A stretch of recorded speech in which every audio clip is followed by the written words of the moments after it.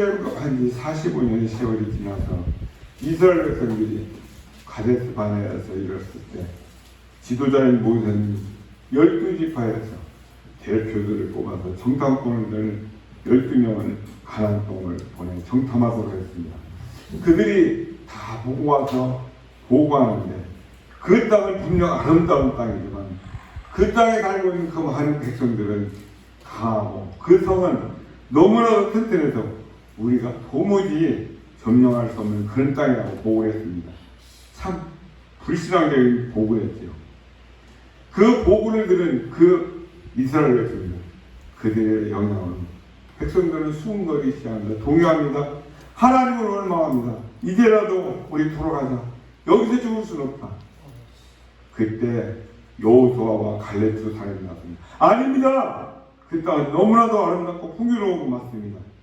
그러나 하나님께서 우리를 기뻐하시고 우리와 함께 하신다면 우리가 능히 그 땅을 점령할 수 있습니다. 하며 정말 성실한 마음을 가지고 하나님께 충성된 보고를 했던 것을 우리가 이미 살펴봤습니다.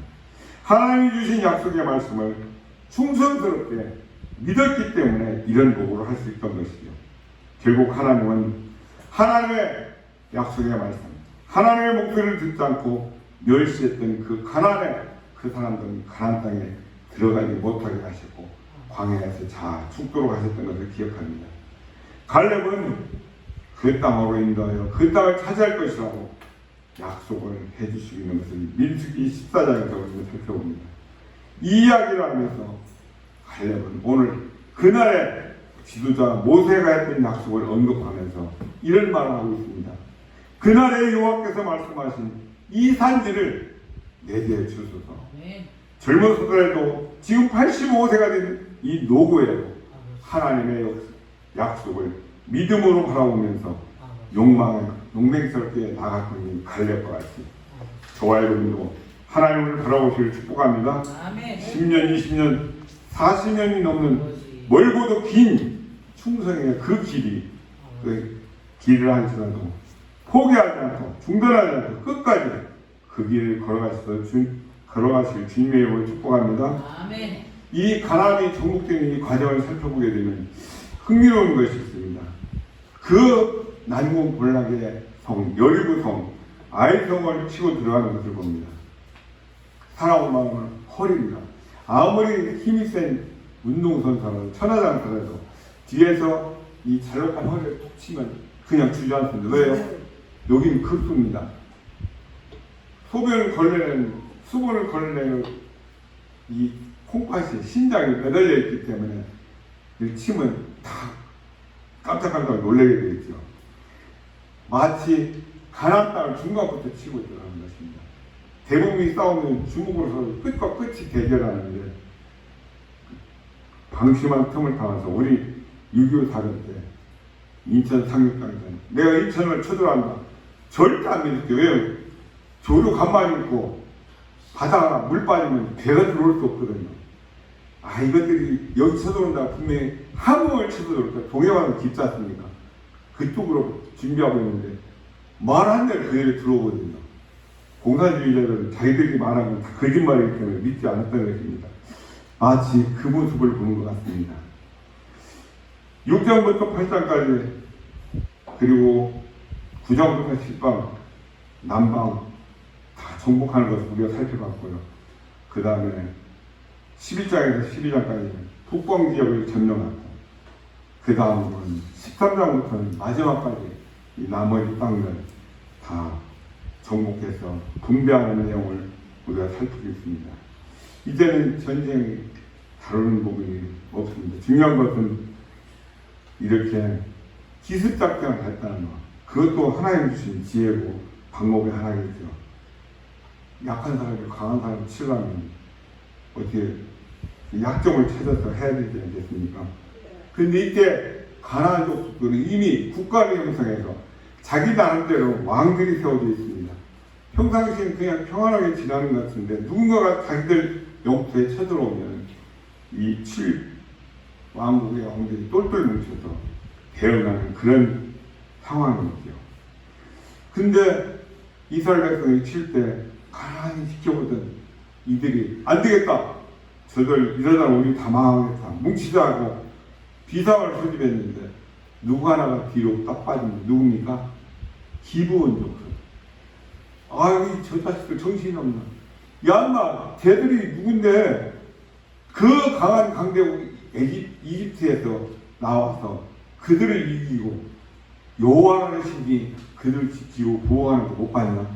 광야에서 아무것도 먹을 거 없는 데서 한두 명도 아니고 저 수십만이 다 먹고 지냈는데 저 어마무시한 저들을 대적해서 싸우겠다고 정신 나갔는데 너들 잘 싸우거나 나는 안 하겠다.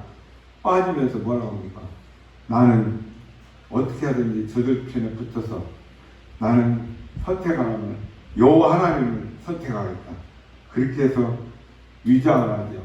다 떨어진 신발, 다 떨어진 옷, 거기다 곰팡이 핀 먹을 떡 다 그렇게 입고 위장을 해서 여호수 앞에 나서서 우리를 살려주십시오. 우리는 하도 멀리서 와서 어디서 방향도 못 잡겠습니다.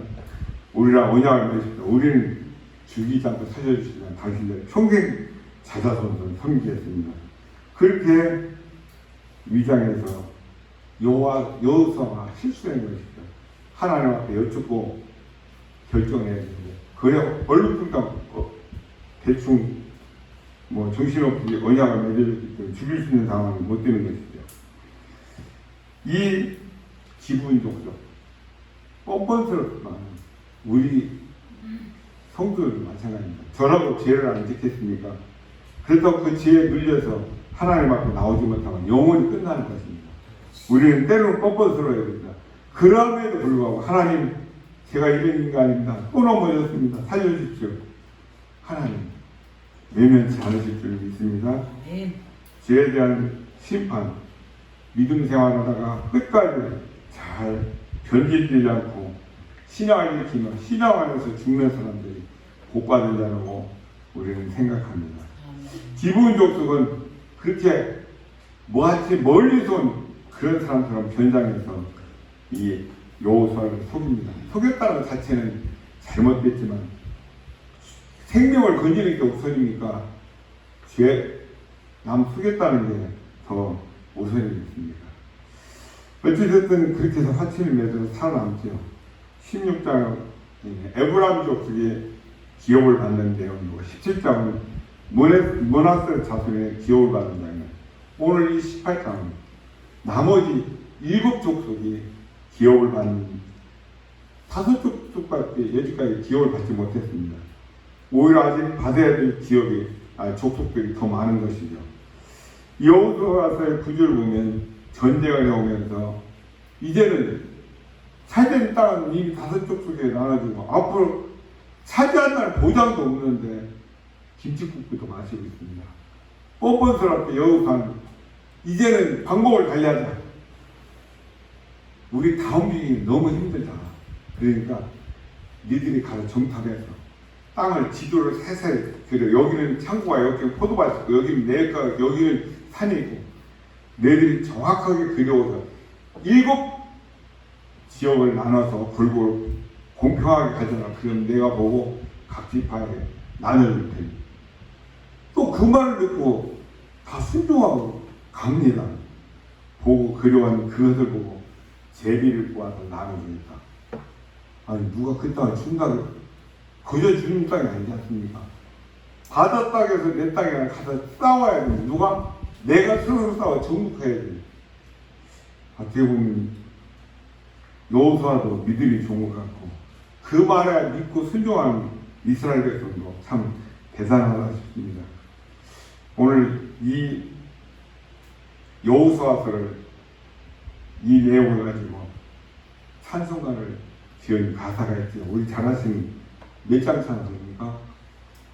허락하신 세상에 들어가려면 마음의 준비하여 힘써 일하세. 여호수아 본받아 앞으로 가세. 우리 고을 조소는 주님 품일세. 시험할란 당해도 낙심 말고 마음의 걱정 버리고 힘써 일하세. 앞서가신 예수님 바라보면서 모두 마음을 하여 힘써 일하세. 일할 곳이 아직도 많이 있으니 담대하게 나가서 힘써 일하세.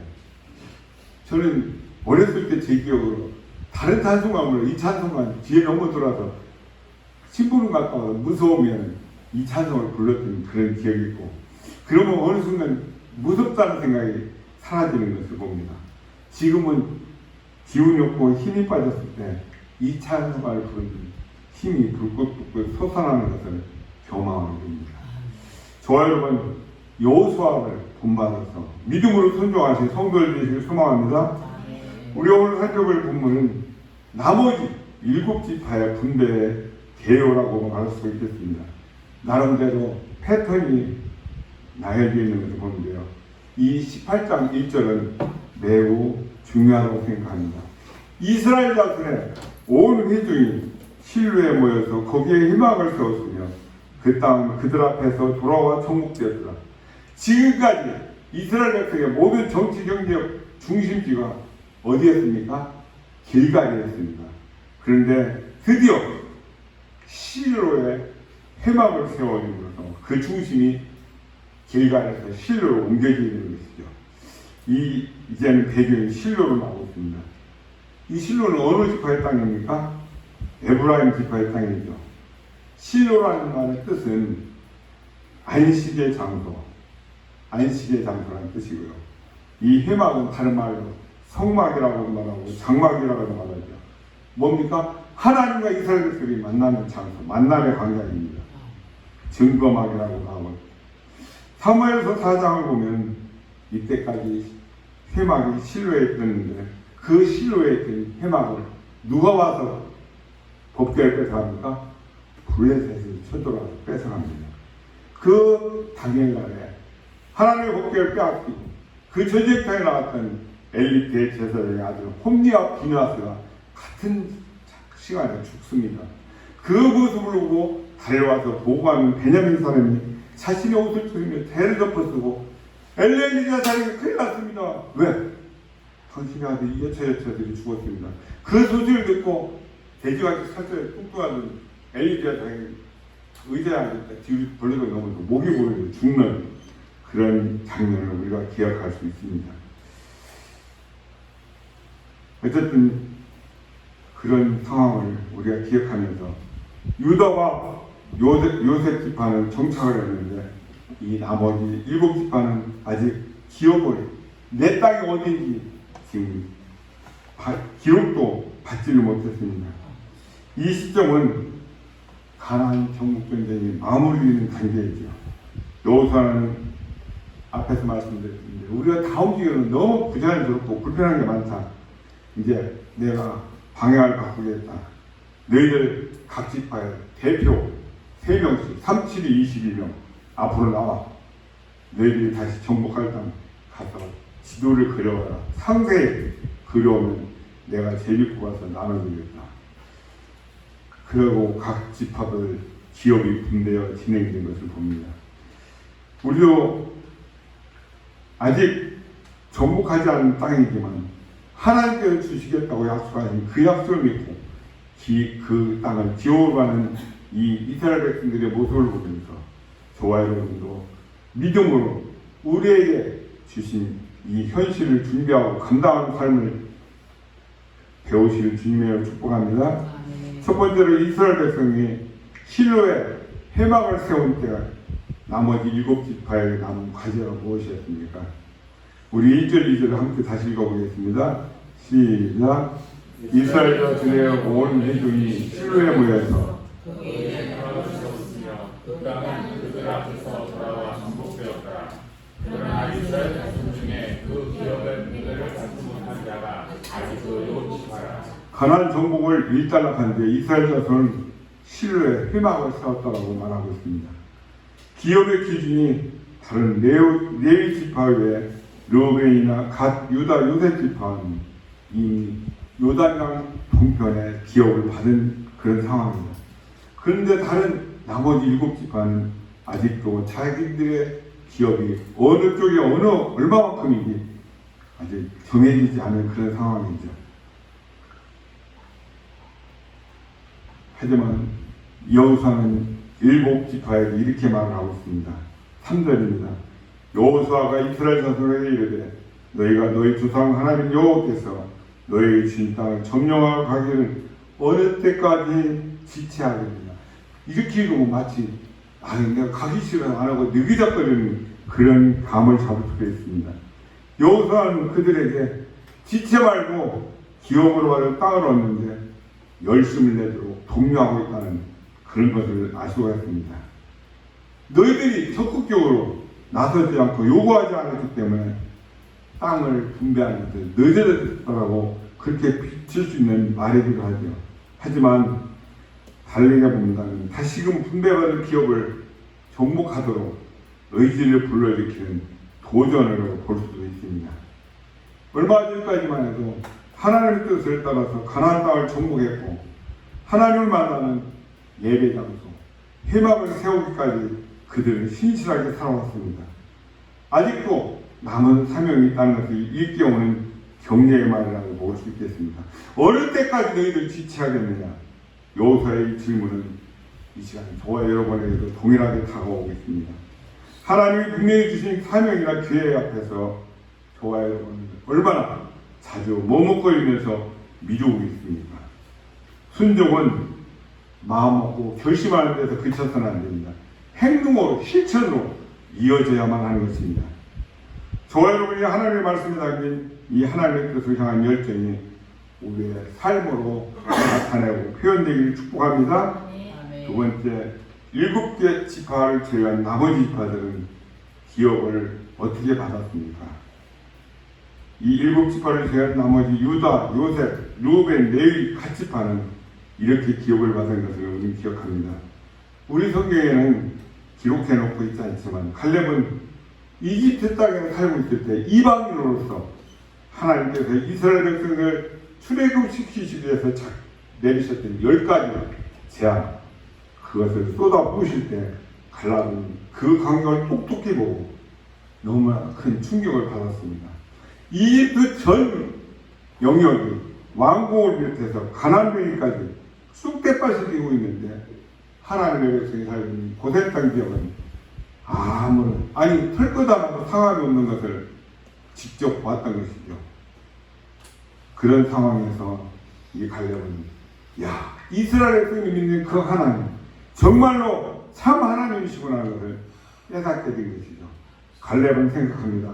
내가 살아나려면 이젠 더 이상 이집 땅에서 머물 것이 아니라 저 이스라엘 백성들을 따라서 하나님께서 이스라엘 백성들을 인도하신 그 하나님을 나도 만나야 되겠다. 그렇게 따라났습니다. 이스라엘 백성들을 부름 기둥과 불기둥을 인도하신 그것을 보죠. 만나와 메추라기를 매일같이 그들을 먹이시죠. 홍해에 도착했을 때는 이 바다가 갈라지는 것이 마른 땅을 건너듯이 건너갑니다. 이스라엘 무장된 부인들 다 수장됩니다. 시내산에 도착하니까 이제는 또 상황이 하나님께서 직접 강림하셔서 이스라엘 백성과 언약을 지정해서 하나님께서 직접 자기 백성을 삼는 것을 보면서 이스라엘 백성이 믿는 하나님은 정말 살아계신 하나님이시며 참 하나님이시라는 걸 깨닫고 그 하나님을 전적으로 온전하게 믿게 되는 것입니다. 아멘. 이 첫째로 르우벤과 갓 므낫세 반지파는 요단강을 건너기 전 동편 땅을 기업으로 받습니다. 7절 나오고 있죠. 갓과 르우벤과 므낫세 반지파는 요단 저편 동쪽에서 이미 기업을 받았나니 이는 여호와의 종 모세가 그들을 준 것이니라 하더라. 이스라엘 백성들이 가나안 땅에 들어가기 전에 요단의 동편 땅을 정복했는데 그 땅이 너무나도 비옥한 땅이라는 것을 보았습니다. 그래서 그들은 모세에게 부탁해서 요단 동쪽에 있던 땅을 기업으로 받았다고 민수기 32장에 기록하고 있는 것을 봅니다. 므낫세 지파 중에 절반은 요단강 동편에 기업을 받았고 나머지 절반은 요단강을 건너 서편 땅에 기업으로 받았던 것을 봅니다. 두 번째로 유다와 에브라임 므낫세 반지파는 이스라엘 백성 요단강 서편 가나안 땅을 기업으로 받은 것을 보게 되고요. 5절 하반절을 보면 유다는 남쪽 자기 지역에 살고 있고 요셉의 족속은 동쪽에 있는 그들의 지역에 있으니 이 요셉 족속은 에브라임 지파와 므낫세 반 지파를 가리키고 있습니다. 유대 지파는 가나안 남부 지역을 기업으로 받았고 에브라임 지파와 므낫세 반 지파는 유다 지파보다 더 위쪽 북쪽경의 기업으로 받았던 것을 봅니다. 세 번째로 이 유다 지파의 기업은 다른 모든 지파와는 달랐습니다. 7절 상반절에 이렇게 말합니다.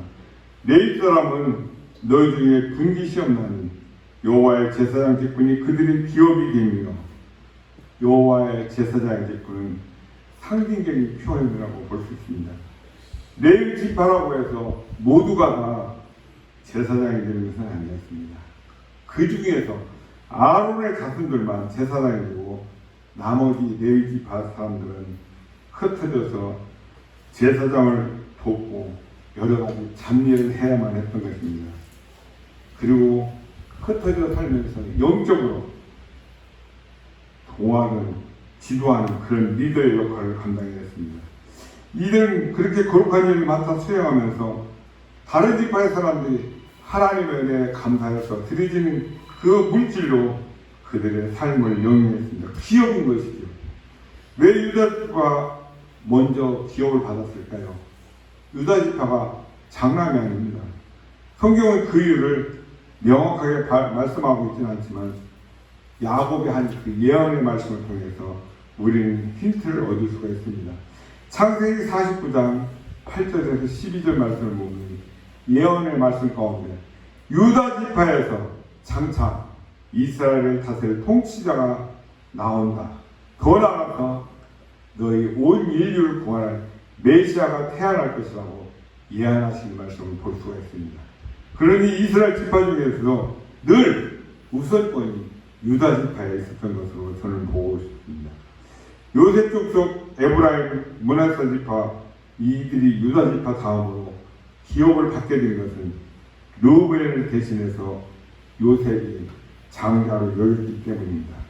그래서 두 몫을 받아서 에브라임 지파와 므낫세 지파가 각각 기업을 받은 것을 우리는 이해를 하셔야 됩니다. 아니 왜 이게 순서가 이렇게 바뀌었지? 그러시면 성경이 풀리지 않습니다. 이 내용을 정리한다면 5지파가 먼저 기업을 받았고 나머지 7지파는 나름대로 이유로 인해서 기업을 분배받지 못했던 것을 봅니다. 시기적으로 늦어진 것도 있지만 다른 지파에 비해서 부족하거나 아직 정복하지 못한 그 땅을 분배받을 수 있도록 있었는데 그들은 지도자인 여호수아가 방침 세운 대로 순종하는 것은 참 놀라운 모습이면서 우리도 그 이스라엘 백성들의 그런 순종하는 모습 하나님의 때까지 기다릴 수 있는 그 모습을 배워야 되겠다 생각을 해봅니다. 세 번째로 여호수아가 7지파에 내린 명령이 있습니다. 무엇인가 우리 4절에서 6절까지 한번 읽어보겠습니다. 시작. 너희는 각 지파에 세 사람씩 선장하라. 내가 그들을 보내리니 그들은 일어나서 그 땅에 두루다니며 그들의 기업에 따라 그 땅을 들여가지고 그들에게로 돌아올 것이다. 그들이 그 땅을 7부분으로 나누되 유다는 남쪽 자기 지역에 있고 요셉의 족속은 북쪽에 있는 그들의 지역이 있으니 그 땅을 7부분으로 들여서 이곳 내게로 가져오라. 그러면 내가 여기서 너희를 위하여 우리 하나님 여호와 앞에서 제비를 뽑으리라. 여호수아는 각 지파에서 모세가 그랬듯이 세 사람씩을 선정하게 하는데 그 대표 주자를 가나안 땅 정복할 땅을 보내서 정탐하도록 말합니다. 그리고 너희들이 직접 본 그 자료를 바탕으로 지도를 그려서 가져오면 내가 제비를 뽑아서 너희들에게 나눠줄 그런 계획을 세우고 있습니다. 여기서 우리가 주목해야 될 부분은 여호수아와 이 이스라엘 백성들이 아직 점령하지도 않은 이 땅을 나누어 가지겠다는 이 모습입니다. 이미 정복한 땅을 나눠주신 것은 어려운 일이 아니죠. 그렇지만 여호수아가 7지파에게 나눠주지 않은 땅은 아직 점령하지 못한 땅입니다. 남이 살고 있는 남의 땅입니다. 남의 땅을 나눠주지 않은 이 여호수아나 그 남의 땅을 받으려고 하는 이 일곱 지파는 어떤 분이 참 재밌는 사람들이네, 웃기는 사람들이네, 이렇게 생각할 수 있습니다. 그러나 우리가 이 말씀을 보고 잊지 말아야 할 것은 여호수아도 이 일곱 지파의 사람들도 시간은, 세월은 반드시 필요하겠지만 언젠가는 반드시 그 땅을 차지해야 되는 믿음과 확신을 가지고 있다는 것입니다. 그런 확신이 있었기 때문에 아직 차지하지도 않은, 정복하지도 않은 그 땅을 내가 기업으로 받겠다는 생각을 갖게 된 것입니다. 그들은 어떻게 해서 이처럼 그런 확신을 가질 수 있겠습니까? 그것은 하나님이 주신 말씀을 믿음으로 붙잡았기 때문인 것입니다. 히브리서 기자는 말합니다. 믿음은 뭐라고요? 바라는 것들의 실상이요, 우리가 보이지 않는 것, 보지 못하는 것들의 증거라고 말씀을 하고 있습니다. 이 말씀은 믿음은 내가 바라는 것들이 반드시 이루어질 것이라는 확신을 가진 것, 내가 보지 못하는 것에 대해서 볼 수 있다 확신하는 것이라고 저는 풀어서 말씀드립니다. 지금 이 여호수아 일곱 지파가 하는 게 바로 이 말씀에 해당된다고 저는 말씀을 드리고 싶습니다. 저와 여러분도 이러한 믿음 가지시길 축복합니다. 우리의 인격적인 욕심이 아니라 하나님께서 주신 말씀, 그 약속의 기초에서 소망을 가져야만 되고 하나님은 그 소망을 이루어주실 것이라는 믿음과 확신을 가져야 된다는 것이죠. 그것이 바로 믿음인 것입니다. 또 다른 중요한 점은 일곱 지파가 하나님께서 주시는 땅을 차지하기 위해서 기꺼이 희생하고 헌신했다는 사실입니다. 그들이 이미 점령한 땅을 차지한 이 지파들과는 입장이 전혀 달랐습니다. 제비뽑기를 하고 어느 땅이, 어느 지역이 내 땅이 될지 그것을 얻게 되면 그 땅을 차지하기 위해서 전쟁터로 나가야 되는 것입니다. 많은 수고와 희생이 뒤따르는 일이죠. 내가 살아서 그 땅에 경작해본다는 보장이 안 된 땅입니다. 그럼에도 그들은 기꺼이 그렇게 하기로 다짐을 했기 때문에 땅의 분배가 아무런 잡음이 없이 순조롭게 이루어지고 있는 것을 봅니다. 저와 여러분도 하나님의 약속을 굳게 믿고 그 믿을 뿐만 아니라 그 약속이 우리의 삶 속에서 이루어지도록 최선을 다해 노력하고 헌신하시길 주님으로 축복합니다. 헌신과 노력 없는 믿음은 믿음이 아닙니다. 허무하고 공허할 뿐인 것이죠. 마지막입니다. 여호수아가 다시금 강구하고 있는 말이 있습니다. 무엇입니까? 그리고 기업의 품에는 어떻게 이루어졌습니까? 우리가 8절과 9절을 함께 읽어보겠습니다. 시작.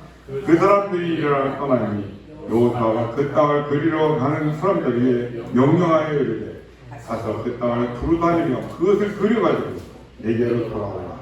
내가 여기 실로의 여호와 앞에서 너희를 위하여 제비를 뽑으리라 하니, 앞에서 살펴본 4절과 6절과 비슷해 보이지만 이 8절은 실제로 각 대표가 뽑히고 난 뒤 현지로 파송될 때 여호수아가 직접 당부하는 말씀이라는 점에서 그 의미가 다릅니다.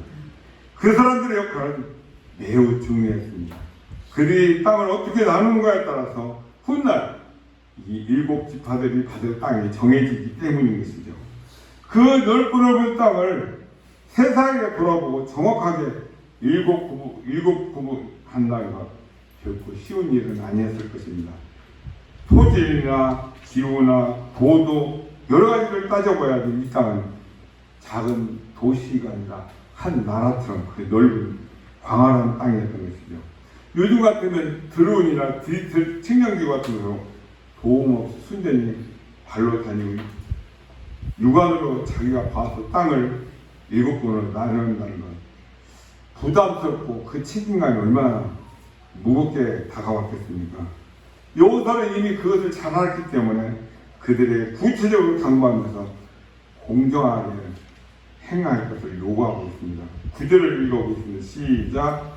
그 사람들이 가서 그 땅으로 두루다니며 성읍들을 따라서 일곱 부문으로 체액을 해서 실로 진영에 돌아와 여호수아에게 나오니 21명의 대표들이 자신들에게 주어진 이 역할을 잘 감당하고 돌아왔습니다. 여호수아가 그들의 그려온 그 지도를 바탕으로 일곱 지파에게 기업을 나눠주는 것을 보면 그들은 자신들에게 주어진 그 책임을 신실하게 잘 감당할 것으로 볼 수가 있습니다. 우리는 이 일곱 지파에서 세 사람씩 뽑혀서 구성된 이 21명의 정탐팀에게 맡겨진과 역할을 통해서 교회에서 직분자가 대표자의 자세가 어떠해야 되는지를 깨닫게 되는 본문입니다. 맡겨진 일과 그 역할을 통해서 대표자는 어떻게 감당해야 되겠습니까?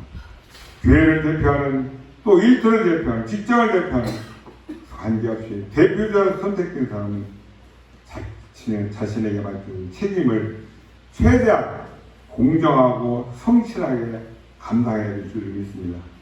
오늘 우리도 예배 마친 후에 우리가 건축할 땅을 취득하기 위해서 공동회의로 모일 것입니다.